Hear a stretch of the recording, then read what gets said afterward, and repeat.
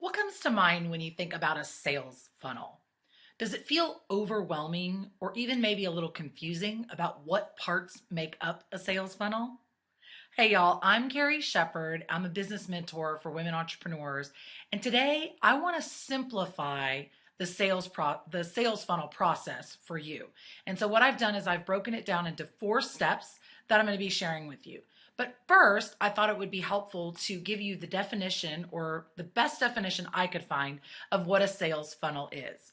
So here it is. A sales funnel is a marketing system. Love that.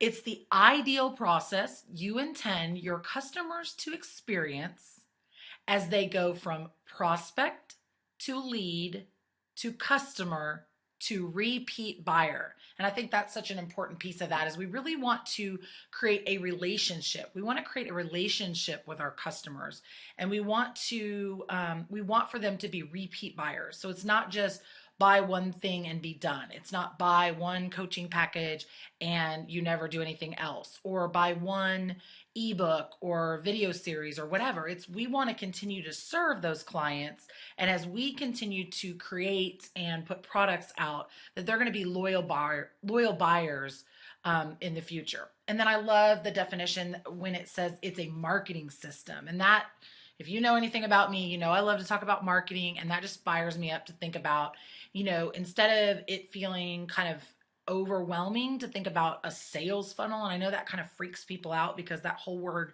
sales can really start to do tricks with your mind. But when you think about it as a marketing system, and to me, when you think about it as the process that you're going to take somebody through, and as the business owner, as the businesswoman that you are, you really want to be a leader for your customers. You want to lead them through a process. And so if you can just kind of think about that as you're designing your sales funnel, it's going to take a lot of that overwhelm and confusion away from you.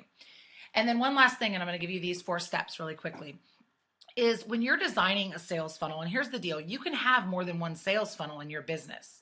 You want to reverse engineer it. So if you're wanting somebody to come into, say, a 90-day coaching program, you want to reverse engineer your sales funnel, knowing that's the end place you want them to be. So keep that in mind when you're going through this sales funnel. Again, you could have a sales funnel for a 90-day program. You could have a sales funnel for a $27 product. And then once they buy that $27 product, they go into another sales funnel that's maybe going to take them to a $500 product. And then they're going to go into another sales funnel for, a higher level. And that's where I think people start to feel a little overwhelmed, is they feel like they've got to have, all 5 funnels, created at the same time. And so today I want you, as I'm going through these 4 steps, just think about one funnel. Think about one offer that you want to reverse engineer. And maybe you have a sales funnel created already, but go through these steps and just see if you have all of them nailed down to a T. So the first step in your sales funnel is going to be the attract phase. And so this is where you're going to put a really high value offer out there, and it's free, 100% free, no money. And what I want to say is, really specifically, is it needs to be high value. It needs to be something someone would pay money for. So whether it's a PDF, a checklist, a 3-part video series, a webinar, a challenge, whatever the case may be. I personally love webinars. I've been using them in my business for the last 2 years, and I think it works really, really great because, again, you're able to give really high value and people can consume it really quickly, because you also don't want this content to be something that goes on and on for months, because then it's going to be really hard to move them through the funnel. So you want to make sure you've got something high value in that attract phase. And then step number 2 in your sales funnel is going to be the capture phase. And this is where you're going to collect your lead's name and email address. And so you're going to have some sort of an Aweber, a MailChimp, Infusionsoft, something like that. It's called a CRM, a customer retention management system. And that's where you're going to be collecting those names. And it's not, Facebook likes, it's not Periscope hearts. It's actually their name and email address that you now have ownership of. So even though they're not giving you money for that high value free offer, they are giving you, that one level of commitment, and that's the commitment of their name and email address, which is super important. So then step number 3 is going to be the nurture phase. So this is where you really want to create that relationship. This is where you start to build the know, like, and trust factor. You're going to send them a series of emails. I recommend anywhere from 3 to 5 emails you want to have created, depending on how large of a ticket your item is going to be. So if it's a smaller ticket item, you might be able to just have 3 emails that's going to lead them into that $27.97 offer, and they just may need a little bit of connection with you. If you're actually bringing somebody into a larger program, $500, $1,000 and up, you're probably going to need to go more 5 to 7 emails. So that's the nurture phase. And then step number 4 in your simple sales funnel is the offer. So again, you've created that relationship with them, you've given them really high value. Now you want to make an offer. Now, sometimes this offer could be as simple as a discovery call.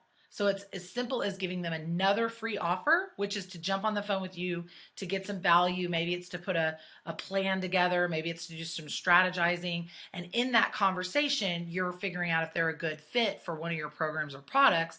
And then you can actually go into the second offer, which would be to put them in one of those. That's it. That's what makes up a sales funnel, very, very simply put. I'll probably be coming back out with some more videos. And if you have any questions, you guys are welcome to always email me at Carrie@carrieshepherd.com, and I can answer your questions personally. So just a recap of the 4 steps is: number 1, attract; number 2, capture. That's the name and the email address. Number 3 is nurture. You want to have that email sequence in place. And number 4 is make an offer. So take a look at what you have in place. See if your sales funnel is running smoothly. Make sure it's successful, and you're going to know that based on having a consistent client flow. Do you have a wait list of clients? Do you have more clients than you know what to do with? Do you have multiple programs and products that you're selling? And if so, do you have multiple sales funnels? And so what I'd love to offer you today is, if you would like to talk about this further with me, if you want me to take a look at the sales funnels you have set up or help you create your first sales funnel, I'd love to offer you a complimentary conversation with me. And you can grab that at talkwithcarrie.com, and you'll get access to my calendar. We can jump on the phone and talk about sales funnels some more. So I hope you found this video helpful, and if so, I would love it if you share it with others. Make sure you subscribe to my channel and come on over to carrieshepherd.com for more valuable tips and strategies. Until next time, have a beautiful and blessed day. Bye, y'all.